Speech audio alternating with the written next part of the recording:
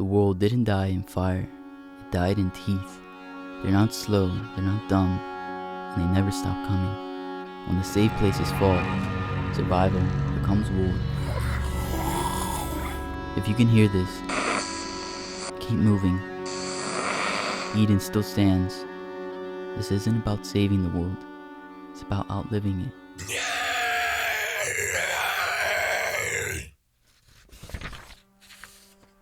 17 years had passed since the world ended. Nature had reclaimed cities, concrete had cracked beneath weeds, silence had drowned once bustling streets, and corpses had outnumbered the living. But beyond the chaos, surrounded by jagged cliffs and salt water, Hollow Bridge Island remained a pocket of civilization. It was small, maybe 200 people at most, but it was safe. A towering steel gate barred the one road that connected the island to the mainland via a drawbridge, and vigilant guards watched its walls day and night. For those who survived the collapse, Hollow Bridge wasn't just a home, it was salvation.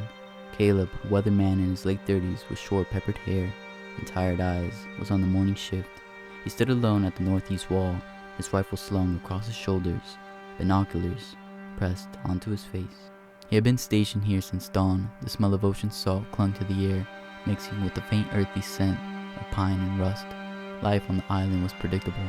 Quiet mornings, rationed meals, shared duties, and rare incidents. Caleb preferred it that way. He kept to himself, spoke when necessary, and spent the rest of the time staring beyond the gate at the forested coastline that had once led to civilization.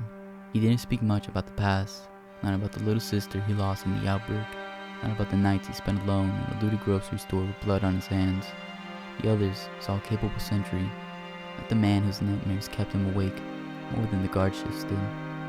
Just as the morning sun began to cast golden rays through the mist, Caleb caught a movement in the distant tree line. At first he thought it was an animal, a deer maybe, or one of the wild dogs that roamed the coast. But then a second figure appeared, then another, then 10. Within seconds the forest came alive. Tens of thousands of the infected surged from the trees like a storm. They weren't shuffling, moaning corpses like the ones Caleb used to mow down in his early survival days. These were fast, too fast. Caleb's breath caught in his throat as he raised the alarm horn and sounded the alarm. A low, echoing roar swept across the island. Down below, gates creaked as reinforcements scrambled to the wall, residents shouting in confusion.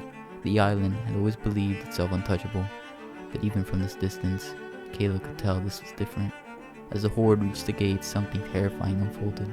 The infected didn't slam randomly into the walls. They ran, bolted onto each other's backs, clawing and stacking, their rotting limbs pressing upward. It was coordinated, organized. The mass grew like an avalanche, bodies climbing over the fallen, reaching higher, limbs flailing as they scrapped against the cold steel. One made it over, then two.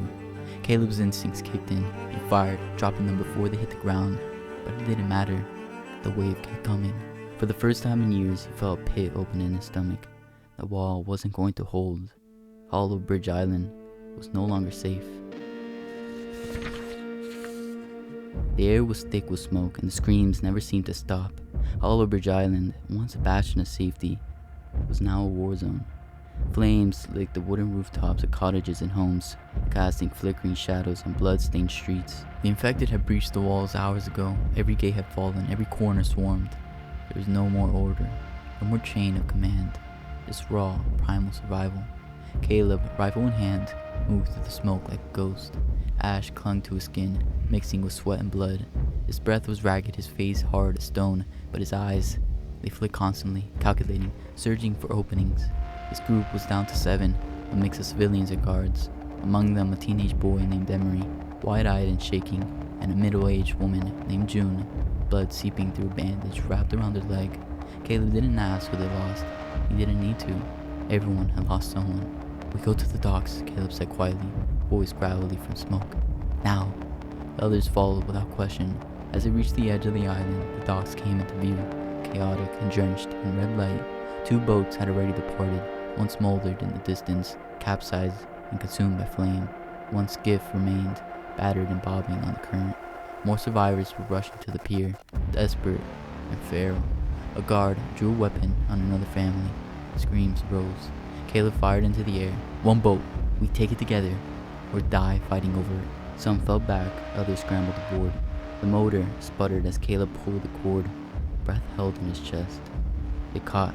The boat lurched forward, slipping into open water. Behind them, the hollow bridge vanished into flame and shadow. They didn't speak for a long time. The ocean stretched endlessly. Bodies floated here and there, reminders of the price paid. Emery clutched his knee, whispering prayers. June lay silent, bleeding out, breath shallow. Caleb stared ahead, his mind a battleground of guilt and instinct. He had lived through worse, but not like this. By sunrise, the skyline of a once great city emerged on the horizon. Towers stood like broken teeth, jagged and crumbling. Smoke curled from the bones of buildings. The boat slid onto the sand of a sun-bleached shore. The motor coughing one last time before dying. "Is this it?" Emery asked, voice small. Caleb didn't answer. He stepped forward, rifle raised. The streets were silent, littered with husks of cars and the charred skeletons of lives left behind. They moved carefully, weaving through shadows and wreckage. But the silence was a trap. The ambush came like a storm. Zombies burst from alleyways, their movements swift and erratic. Caleb fired, dropped 3, but the others were dragged down. Emery's screams was short. June didn't have time to scream at all. One by one, they were torn apart in seconds. Caleb ran. Heart pounding, legs burning, he dug into a collapsed storefront and shoved the rusted shelf across the door. Darkness enclosed him. He sank to the floor, shaking, blood on his hands that wasn't his. In the silence, a voice crackled. He turned. A busted, dust-covered radio on the shelf beside him blinked weakly. Static rose and fell, then words, faint and looping. Eden compound. Last light of the world. Head north. Caleb stared at it. The others were gone, the island gone. But that voice, it was a direction, a chance. He reached out and grabbed the radio. The city had gone quiet again. After the ambush, Caleb wandered its ruins like a ghost. Every step echoed across cracked pavement. His boots crunched over shattered glass and charred bones. Buildings loomed around him, hollowed out by fire and time, their windows gaping like blind eyes. The silence should have felt like safety, but Caleb knew better. The infected weren't gone. They were waiting. It was hunger that led him to the old grocery store, half collapsed and buried beneath a broken traffic light. The scent of rot lingered inside, but he pressed in, sweeping his rifle from aisle to aisle, eyes sharp. Rats skittered behind dusty cereal boxes. Most shelves were picked clean. Only molded cans and spoiled jars remained. But then he heard it, a shuffle, too small to be a threat, too soft to ignore. He turned the corner, rifle up. Behind a fallen rack of canned beans and dented soup tins, crouched in the shadows, was a girl, maybe 13. Her hair was matted with dirt, her cheeks hollow. She gripped a sharpened screwdriver in one hand, like a dagger, her knuckles pale. Her clothes hung loose on her thin frame, but her eyes sharp, calculating, locked onto him without flinching. Caleb lowered the rifle slowly. "I'm not gonna hurt you," he said. No response, just silence. He knelt, keeping a respectful distance. "You alone?" Still nothing. He reached into his pack and pulled out a wrapped protein bar, the last decent food he had. He tossed it to her gently. She didn't blink. She just grabbed it, unwrapped it in a blur, and ate it without a sound. They stayed there for a while, the groan of the wind whistling through the broken rafters. He learned her name an hour later, Lena, carved shakily into the dust with the tip of her screwdriver. She didn't speak that night, but she followed him when he left. For the first time in years, Caleb didn't move alone. They traveled cautiously, staying in the shadows, scavenging what they could. Lena was alert, quiet, and efficient. She rarely cried, didn't complain. Caleb couldn't help but watch her closely, reminded of someone else, his little sister May. Just after the first outbreak, it had been the two of them against the world. He had failed her, left her behind one night while scavenging. By the time he returned, the door had been forced open, and the blood trail said everything. He carried the guilt every day since. Now, as Lena walked a few paces ahead of him, small but unmistakable, he felt it rising. Only this time, mixed with something else. Hope. The train yard came into view 3 days later, an endless maze of rusted cars and fallen signals. They moved carefully between the wrecks. Caleb was checking the path ahead when he slipped. Just a small misstep. That was enough. The zombie came out of the shadows with a snarl, arms swinging, teeth bared. Caleb hit the ground, struggling to lift his rifle in time. Then a sharp scream, a blur of motion. Lena lunged, driving the screwdriver deep into the infected's neck. It gurgled, twitched, and fell. She didn't hesitate, didn't cry. Caleb stared up at her, stunned. "You've done this before," he murmured. She gave a small nod, and for the first time she spoke, barely a whisper. "They screamed at the boats. I didn't." Caleb stood, brushing dust from his coat, heart heavy and proud. "You're one of the tough ones," he said. And for once, he didn't feel alone. The road turned from broken pavement to overgrown gravel, wild grass swallowing the cracks in the ground. Caleb and Lena pressed on, boots crunching beneath them, their shadows long under the orange haze of a dying sun. In the distance, the outline of something vast rose behind layers of mist and wire. The safe haven. It had once been a military base, its perimeter now lined with steel fencing, solar panels, and motion sensors. Beyond it, Caleb could see the green glint of crops and the occasional flicker of light. Real, electric light. Smoke curled peacefully from the tops of chimneys. No screams, no fires, just a soft, distant hum of life. "We're close," Caleb said, the first real smile tugging at the corner of his mouth in weeks. Lena nodded, her shoulders tense with disbelief. Neither of them dared speak the word. Safe. Not yet. The world had taken too much from them to trust so easily. They moved toward the edge of the fence, hoping to find an entry point or a scout patrol. That's when the wind shifted. Caleb froze. The silence, the still, expectant quiet of the forest, broke with a distant screech. Then another, a third. From the tree line behind them, shadows exploded into motion. A wave of sprinting infected, maybe 2 dozen strong, barreled out of the underbrush with unnatural speed. Their limbs moved in jerks and twitches, eyes wide and bloodshot, their mouths frothing with hunger. They moved like predators, no longer mindless, but driven. "Run!" Caleb shouted, grabbing Lena's wrist. They sprinted across the last stretch of the road, dust rising in clouds behind them. A fallen barricade forced them into a ditch. Caleb pushed Lena ahead, climbing out behind her, and he turned just in time to raise his rifle. He fired. The first 3 dropped, but they kept coming. He stood his ground. Each shot echoed like thunder. He moved with brutal precision, headshots, shoulder pivots, short bursts. A zombie lunged from the side, teeth bared. Caleb sent the butt of his rifle into its jaw and followed with a boot to its chest. Another came from behind. He spun and fired point blank. Blood sprayed the dirt. Behind him, Lena knelt, clutching her screwdriver, eyes locked onto Caleb. But he had made her a promise. Not let her fall. More came. He ran out of bullets. Crowbar lay on the ground. He grabbed it. What followed was not a fight. It was a storm of fury. Caleb moved with the desperation of a man who had lost too much, who would not lose again. He fought with roars, sweat, blood, and pain. One by one, he put them down, limbs breaking, skulls caving under metal. By the time the last infected fell, Caleb dropped to one knee, panting, hands trembling. Blood dripped from a cut above his brow. His clothes were torn, his muscles screaming. Lena rushed to him. "You're okay," she whispered. "You're okay." He looked at her, alive, unbidden, and nodded, breathing hard.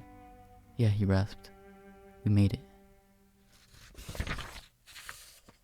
They walked in silence. The wind moved softly through the broken trees, brushing against Caleb's face like fingers from a fading memory. The sky had turned a soft orange gray, the kind that always came after a storm. Behind them, the corpses lay still. Ahead, past the hill, the safe haven shimmered like a dream. Green fields, distant lights, and the low hum of machines. Caleb's breath grew heavier with each step. Lena noticed first. He was slowing.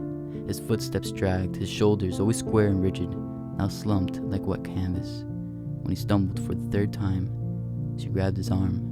Her fingers pressed against his sleeve, and that's when she saw it. The bite. It was high on his forearm, hidden beneath the cut of his jacket. The skin around it had gone gray, veins blackening, tendrils of infection crawling upward like ink in water. Lena froze. "No," she whispered. "No, no, no." Caleb gently placed his hand on her shoulder, his touch steady even as the fever spread through his body. "Lena," he said softly. "It's all right." Her lips trembled. You didn't tell me." "Didn't need to," he replied, a sad smile ghosting across his face. "We both knew I wasn't making it all the way." But you are. He unshouldered his pack and handed it to her. Inside the radio, food, maps, a small photo of a little girl with dark hair. His sister, May. Take this. Follow the hill. The gate's just beyond it. Lena shook her head, eyes wet and wild. No, we go together. You're strong now, he said, interrupting her gently. You don't need any more. You never really did. You just needed someone to remind you. She clenched her fists, trembling. Caleb knelt in front of her, pulling the pistol from his belt with slow hands. He turned it, gripped first, and placed it in her shaking fingers. You're not letting me go, he said, voice rough but kind. You're saving me too. Lena stood still, then she nodded, barely. He looked at her one last time, his expression peaceful, even in the face of death. A shot rang out across the trees, and silence followed. Lena stood for a long time, tears staining her cheeks. Then she slung the pack over her shoulders and walked. The trees grew thinner as she climbed the hill. Her legs ached, her chest burned, but she didn't stop, not once. She crested the hill just as the sun broke through the clouds. There it was, Eden. The gate stood tall, its metal arms open in welcome. Beyond it, fields of golden wheat swayed in the wind. Solar panels glittered in the light. Laughter and distant music echoed faintly. Life. Real life. Lena's voice cracked as she whispered, I made it. She paused at the threshold, looking back one last time. Back at the trees, at the past soaked in pain and loss. Then she turned forward. Thank you, she whispered, stepping into the light. As she passed through the gates, her silhouette blurred against the rising sun, small, strong, and carrying the weight of sacrifice on her shoulders. And behind her, in the silence, Eden's gates closed. A beginning born from the ashes of the end.